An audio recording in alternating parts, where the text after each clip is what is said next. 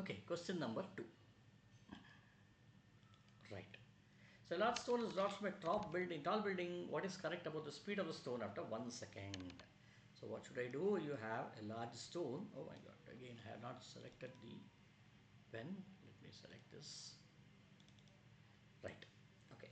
So you have a tall building and you are throwing a large stone.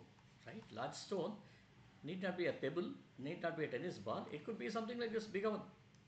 Okay, when you are throwing it from a tall building and that too from a large stone, now as it comes, there is a reasonable thing to assume that there would be an drag force or air resistance there, though it is not being given. Okay, so if you assume that, then definitely V is equal to U plus AT is 1, but so in that case it will be U will be, A would be downwards, A is nothing but G, but there is a drag force, so let me consider GB over here upwards. Net acceleration would be A is equal to G minus B. U is already 0, so this should be 0 plus G minus B multiplied by T, right? So in that case what will happen? This will be lesser than G. Thus you can say the speed of the stone is increasing, but okay, it is not equal to the value of G into T, but it's G minus B into T, which means it's decreasing rate. So thus you can say the answer could be D.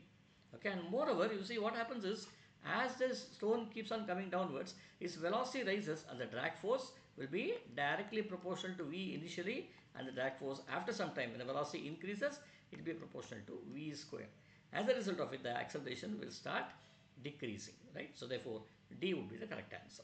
Okay, now let us move on to the next question, the third.